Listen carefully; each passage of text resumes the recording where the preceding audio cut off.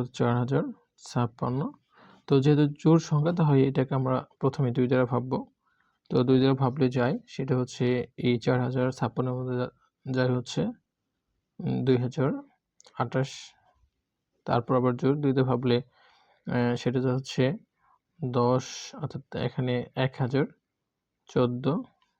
আবার 2 দিয়ে ভাবলে এই যে 507। এখন কিন্তু বিয়োজন 2 দ্বারা যাচ্ছে না, তাই আমি ভাবব 3 দিয়ে ভাবলে এটা যাবে হচ্ছে 169। আমরা জানি 169 এর মধ্যে 13 যায়, আর কোনো সংখ্যা যাচ্ছে না, তাহলে 13 গেলে 13 বার যায়। আসসালামু আলাইকুম। সপ্তম শ্রেণীর গণিতের প্রথম অধ্যায়। প্রথম অধ্যায়ে যে বিষয়গুলো আলোচনা হবে সেটা হলো 4, 5, 6। তো 4 নম্বরে যে বিষয়গুলো 4 নম্বরে যে বিষয় আছে যে বলছে যে নিচের সংখ্যাগুলোকে কোন ক্ষুদ্রতম সংখ্যা দ্বারাই ভাগ করলে একটি পূর্ণবর্গ সংখ্যা হবে। এই যে সংখ্যা আছে এখানে 3টে অঙ্ক আছে ক থেকে গ পর্যন্ত। এই সংখ্যাকে কোন ক্ষুদ্রতম সংখ্যা দ্বারা আমরা যদি কি করি ভাগ করি তাহলে তা পূর্ণবর্গ একটা সংখ্যা হবে সেটা বের করব। এবং 5 নম্বর রয়েছে হচ্ছে 4639 কোন ক্ষুদ্রতম সংখ্যা বিয়োগ করলে একটি পূর্ণবর্গ সংখ্যা হবে। এবং 6 ছিল হচ্ছে 5605 এর সাথে কোন ক্ষুদ্রতম সংখ্যা যোগ করলে একটি পূর্ণবর্গ সংখ্যা হবে। তাহলে এই অর্থাৎ 4, 5, 6 এই তিনটে ইনশাআল্লাহ। নাম্বার 4 বলছে নিচের সংখ্যাগুলোকে কোন ক্ষুদ্রতম সংখ্যা দ্বারা ভাগ করলে ভাগফল পূর্ণবর্গ সংখ্যা হবে। এখানে এমন একটি ক্ষুদ্রতম সংখ্যা আমাকে বের করতে হবে, সেটা হচ্ছে গণকের সাহায্যে, যেটা সেই সংখ্যা দ্বারা ভাগ করলে যাতে করে সংখ্যাটি কী হয় পূর্ণবর্গ হয়। তো এমন সংখ্যা আমরা বের করব। চলো প্রথম হচ্ছে ক নাম্বার আছে হচ্ছে 972। এই 972কে কোন সংখ্যা দ্বারা আমরা যদি ভাগ করি, মানে কোন একটা সংখ্যা আনতে হবে, সেই সংখ্যা দ্বারা ভাগ করলে সংখ্যাটি কী হয় পূর্ণবর্গ হবে। তাহলে প্রথমে আমরা দেখব কি আছে 972। তো 972 একটা কি সংখ্যা, একটা হচ্ছে জোড় সংখ্যা। তাহলে আমি প্রথমে এটাকে 2 দ্বারা ভাববো। তো 2 দ্বারা ভাবলাম, 2 দ্বারা ভাবলে আমি দেখতে পাই এই 972 আর মধ্যে 2 যা হচ্ছে 486 বার। আবার জোড়, আবার ভাবো 2 দ্বারা। তো 2 দ্বারা যদি আমি ভাবি তাহলে এই এটার মধ্যে হচ্ছে 273 বার। দেখো এখন কিন্তু আর জোড় হচ্ছে, এখন হচ্ছে বেজোড়। তো আমি 3 দ্বারা ভাবলাম, 3 দ্বারা ভাবলে এটার মধ্যে যায় হচ্ছে 3 দ্বারা ভাবলে 81 বার। আর 81-র মধ্যে 3 যায় হচ্ছে 27 বার। 27 মানে 3 যায় হচ্ছে 9 বার।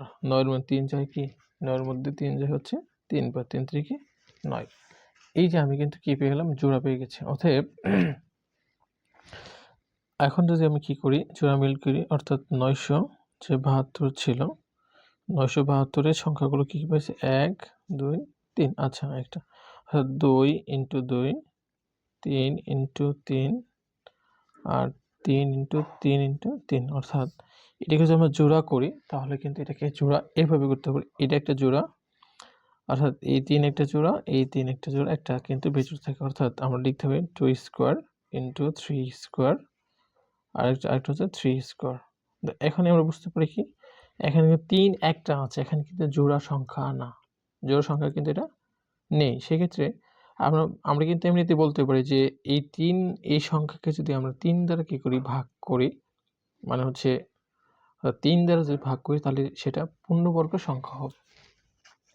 তাহলে কিন্তু আমরা সুতরাং এভাবে কিন্তু বলতে পারি। সুতরাং অতএব সংখ্যাটি কি নয়,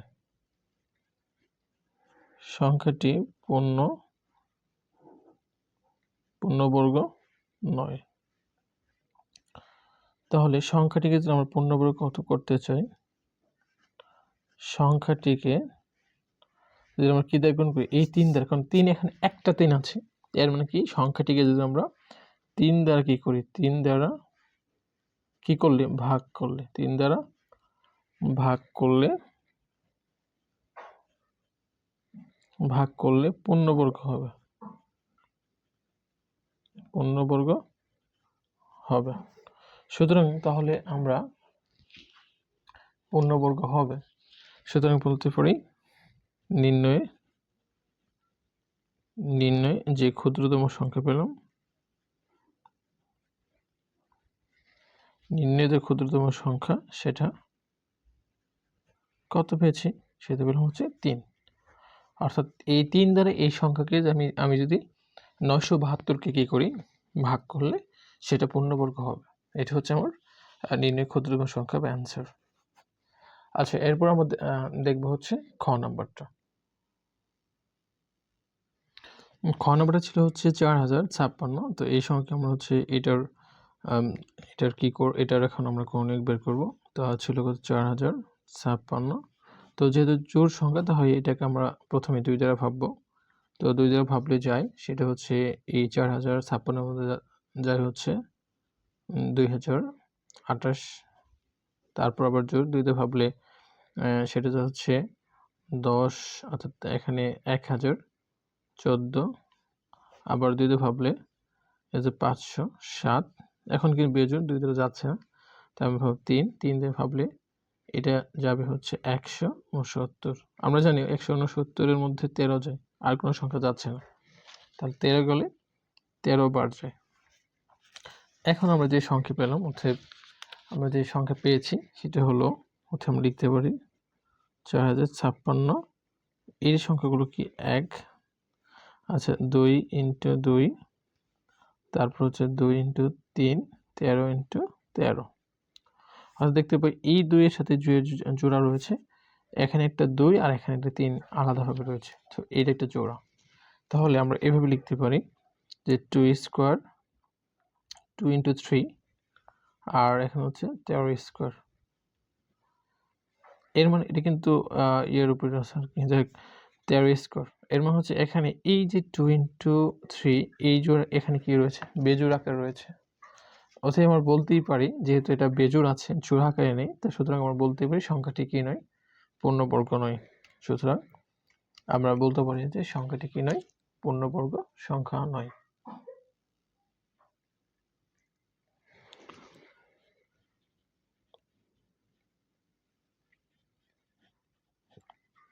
সংখ্যাটি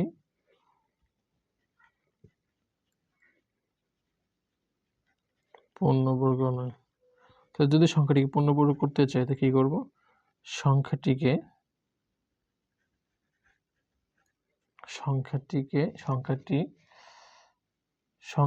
যদি আমরা কি করি, সংখ্যাটিকে যদি আমরা 2 × 3 অথবা বা 3 × 6 দ্বারা যদি কি করি, এটাকে ভাগ করি, 6 দ্বারা যদি আমি এটাকে ভাগ করলে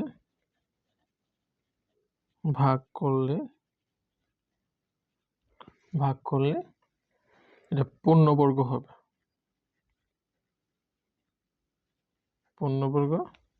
হবে, সুতরাং নির্ণয় ক্ষুদ্রতম সংখ্যাটি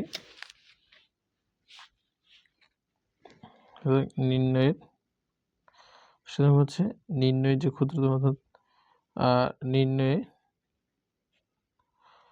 নির্ণয়ে ক্ষুদ্রতম সংখ্যাটি,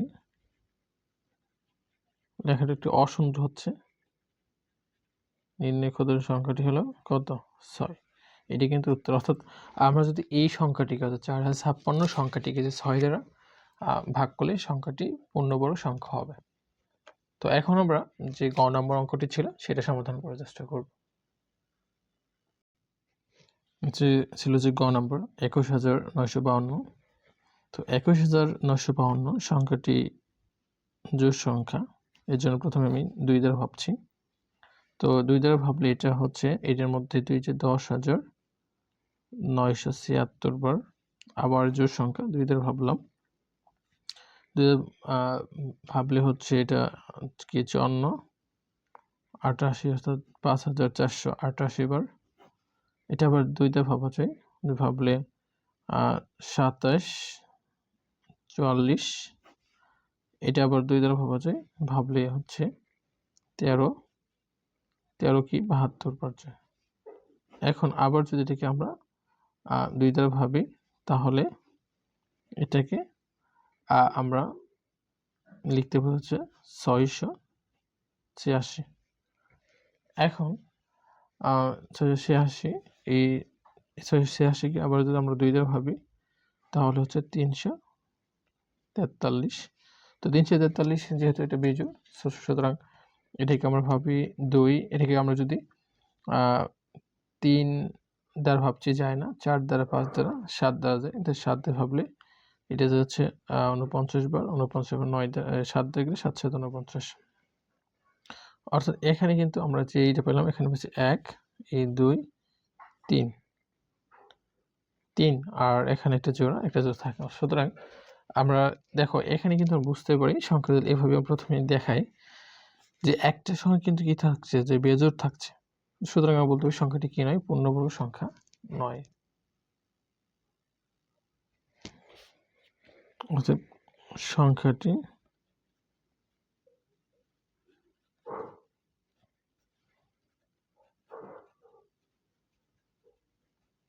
পূর্ণবর্গ নয়। অর্থাৎ সংখ্যাটিকে যদি আমরা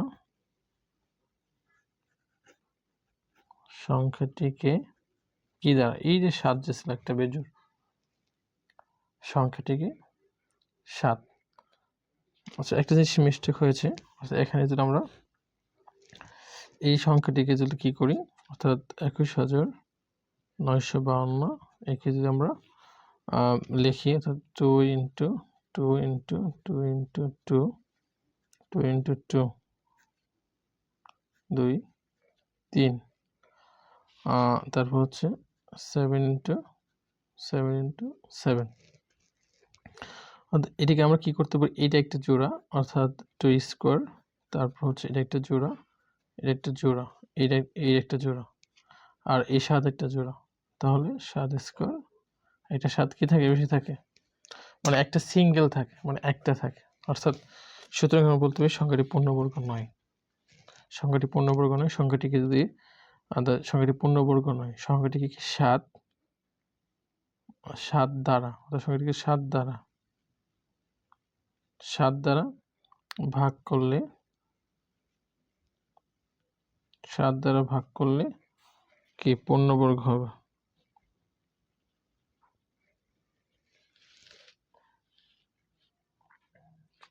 ভাগ করলে পূর্ণবর্গ হবে। সুতরাং নির্ণয়ে ক্ষুদ্রতম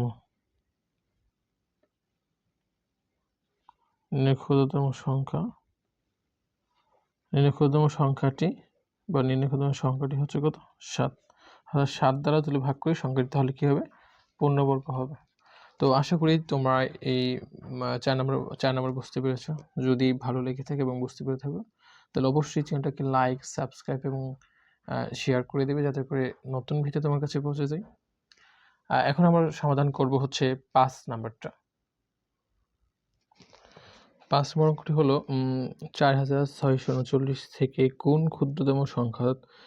ক্ষুদ্রতম সংখ্যা বিয়োগ করলে বিয়োগফল একটি পূর্ণবর্গ সংখ্যা হবে। সমাধান ছিল কত, 4639। তো আমরা এখন কি করব, আমরা জোড়ামিল করি, একটা জোড়া। তো এখন আমরা হচ্ছে এখানে 46, এমন একটি 46-এর কাছাকাছি এমন একটি বর্গ সংখ্যা ভাববো যাতে করে 46 বা তার কাছাকাছি হয়। আচ্ছা, যদি আমরা 6 ভাবি, 36, 7 ভাবলে 49 হয়, মানে 7-এর বর্গ করলে আর কি। সেক্ষেত্রে আমরা যেহেতু 6 ভাবতে হবে, 6 কত, 36। এখন যদি বিয়োগ করি, 6 থেকে 6 বিয়োগ করলে থাকবে 0, আর হাতে থাকবে হচ্ছে কত, 1। সরি, হাতে থাকে না, 4 থেকে 3 গেলে থাকে 1, 10। এখন আমরা এই 6 ডাবল হচ্ছে কত, 12। এখন দেখো এই 12 10-এর মধ্যে যাচ্ছে না, এর মানে এই 39টা আমাকে আনতে হবে, নিয়ে আসলাম। তখন আমাকে এই পাশে 12-র পাশে এমন একটি সংখ্যা ভাবতে হবে যাতে করে 1039-এর সমান অথবা তার কি হয়, কাছাকাছি সংখ্যা হয়। দেখো আমি যদি এখানে এই সংখ্যাটি যদি কিভাবে মানে এখানে যদি 7 দেই সংখ্যাটি, আর 7 দিয়ে যদি 7 কে গুণ করি তাহলে আসছে 7 সাথে কত 49 এর 9, আর 7 দুগুণে 14, আর 7 দুগুণে 14, আর হাতে ছিল 4, 18, 18, 8, হাতে 1, 7 এর সাথে আর 9, অর্থাৎ হচ্ছে এখানে আসছে হচ্ছে 900, হাতে ছিল 1 অর্থাৎ 8, সরি, তাহলে হাতে ছিল কত ছিল 8 ছিল, এর মানে হচ্ছে 800 কত 89 হচ্ছে। সুতরাং এখন আমরা কি খেয়াল করে দেখি, এখানে 8 দিয়ে দেখি, 8 দিয়ে দিলে 8 আরে আসছে 64, হাত থেকে 6, অর্থাৎ 8 দুগুণে 16, আর 6 হচ্ছে 22, 22 এর 2, হাত থেকে হচ্ছে 2, 8 ও গিটার দিই কত 10, অর্থাৎ 1 আছে 24, মানে 8 দিলে সবচেয়ে ভালো হয়, 8 বার 8 দিয়ে গুণ করলাম, আমি গুণ করে পেয়েছি হচ্ছে 1000 কত 24। এখন বিয়োগ করি, 9 থেকে গেলে 5, আর 3 থেকে 2 গেলে 1, 15, আর সবগুলো মিলে যায়, অর্থাৎ কি লাস্ট সংখ্যা থাকছে কত 15। এর মানে কি সংখ্যাটি কিন্তু ভাগের সাহায্যে নির্ণয় করতে দেখি, তাহলে কিন্তু ভাগের সাহায্যে নির্ণয় করলে আমি কিন্তু ভাগশেষ অর্থাৎ অবশিষ্ট থাকছে, এর মানে সংখ্যাটি পূর্ণবর্গ সংখ্যা নয়। তাহলে পূর্ণবর্গের সংখ্যা নয়, এটা আমরা বুঝতে পেরেছি। অতএব আমরা লিখতে পারি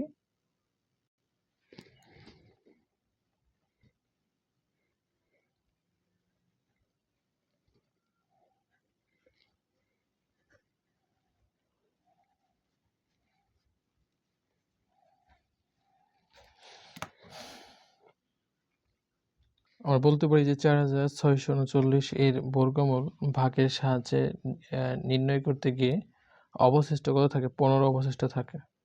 সুতরাং 4000, এই 4639 সংখ্যাটি পূর্ণবর্গ নয়, অর্থাৎ সংখ্যাটি থেকে যদি আমরা কোনো 15 বিয়োগ করলে সংখ্যাটি পূর্ণবর্গ সংখ্যা হবে। সুতরাং নির্ণয় ক্ষুদ্রতম সংখ্যা হচ্ছে কত 15, অর্থাৎ এই যে 15 অবশিষ্ট রয়েছে, এটা যদি আমরা কি করি, এই মূল সংখ্যা থেকে অর্থাৎ 4639 থেকে বিয়োগ করি, তাহলে কিন্তু সংখ্যাটি কি হবে পূর্ণবর্গ সংখ্যা হবে। আশা করি তোমরা এটা বুঝতে পেরেছো। এখন আমরা করব হচ্ছে 6 নম্বরটা। 6 নম্বর অঙ্কটা হচ্ছে এই 5605 এর সাথে কোন ক্ষুদ্রতম সংখ্যা কি করলে যোগ করলে যোগফল একটি পূর্ণবর্গ সংখ্যা হবে। আগেরটা ছিল 5 নম্বর বিয়োগ, এটা হচ্ছে যোগ। চলো আমরা দেখি। এখন আমরা প্রথমে এই যে সমাধান লিখব। সমাধান ছিল কত 5605। এখন আমরা ডান পাশ থেকে জোড়া মিল করে আসি, এই যে জোড়া। এখন আমরা ডান পাশে একটা সংখ্যা দিলাম, তাহলে 56। এখানে এমন একটা সংখ্যা আনতে হবে যাতে করে এই 56 সমান অথবা তার কাছাকাছি বর্গ সংখ্যা বা তার সমান হয় এমন সংখ্যা হচ্ছে 6 দিলে 6, 6 34, 7 দিলে 49, 8 দিলে কিন্তু 64, অর্থাৎ এখানে কিন্তু 7 দেয়, 7 সাথে কত 49, এখন 49। এখন বিয়োগ করলে 6 থেকে 16, 16 থেকে 9 গেলে 7, হাত থেকে হচ্ছে 1, মিলে যায় না। তখন আমরা এই 7 এর ডাবল হচ্ছে কত 14, 14 যখন নিয়ে আসলাম তখন আমরা দেখতে পাচ্ছি এই 7 এর মধ্যে যাচ্ছেন, তখন এই শূন্য নিয়ে আসলাম। তো এখনো ভেবে দেখলাম যে এমন সংখ্যা সেটা হচ্ছে 4, 4 চলে আসে, এখানে 4 দিলাম। তো এখন 4 দিয়ে 4 তে গুণ করি, তাহলে 4 4 16, 6, হাত থেকে হচ্ছে 1, 4 4 16 1 কত 17, 7, হাত থেকে হচ্ছে 1, 4 4 কত 5। এখন এখানে 5 দিলে কিন্তু বেশি হয়, এর জন্য 5 দেওয়া হয়নি। 5 দিলে কিন্তু সংখ্যাটা কত আসে দেখো, যদি 5 দেই 44 ছিল 5, অর্থাৎ 5 দিয়ে 5 গুণ করলে 5 5 25, 5 হাতে থাকে কত থাকে 2, 4 5 20 আর 2 কত 22, হাতে থাকে হচ্ছে 2, 5 7, অর্থাৎ 725 হয়। এই জন্য 4 বাদ দেওয়া হচ্ছে। এখন বিয়োগ করি, বিয়োগ করলে হচ্ছে 15 থেকে 9 গেলে 15 থেকে 6 গেলে থাকে 9, হাতে থাকে 1, 8 2 হাতে কত ছিল, হাতে ছিল 1, 7 আর 1 8, 8 10 থেকে 8 গেলে থাকে 2, হাতে 1, 5 আর 6, 7 থেকে 6 গেলে থাকে 1, 129 থাকে, অর্থাৎ 129 সংখ্যাটি কিন্তু আমরা পাচ্ছি। তাহলে আমরা দেখতেই পাচ্ছি সংখ্যাটি কিন্তু কি নয়, পূর্ণবর্গ নয়, কারণ এই যে অবশিষ্ট রয়েছে। তো আমরা লিখতে পারি এখন এভাবে,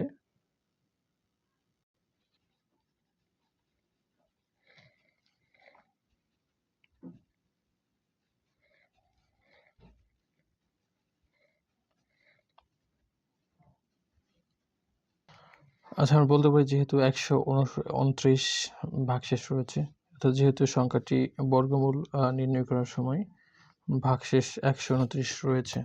ভাগশেষ কত? ১২৯। কাজেই প্রদত্ত সংখ্যাটি পূর্ণবর্গ সংখ্যা নয়। অর্থাৎ এই ৫৬০৫ এর সাথে কোনো ক্ষুদ্র সংখ্যা যোগ করলে, অর্থাৎ কোন ক্ষুদ্র সংখ্যা যোগ করলে যোগফল হচ্ছে পূর্ণবর্গ হবে এবং তখন এর বর্গমূল হবে। অর্থাৎ আমার যে ভাগফল পেয়েছি ৭৪, এর সাথে আমি ১ যোগ করব। ১ যোগ করলে কত আসে? ৭৫। এখন এই ৭৫ এর বর্গ করব। এই যে ৭৫ এর বর্গ করলে গুণ করলে আমার হচ্ছে ৫৬২৫। অর্থাৎ নির্ণয় ক্ষুদ্রতম সংখ্যাটি এখন এই ৫৬২৫ থেকে আমি মূল সংখ্যা কত ছিল? ৫৬০৫ বিয়োগ করব। বিয়োগ করলে কত আসে? ২০। অর্থ হচ্ছে আমার যে নির্ণয় যে ক্ষুদ্রতম সংখ্যা সেটা হচ্ছে কত? ২০। অর্থাৎ যদি এই চ্যানেলটি ভালো লেগে থাকে তো অবশ্যই সাবস্ক্রাইব এবং লাইক দিয়ে আমার পাশে থাকবেন। Thank you very much. আসসালামু আলাইকুম।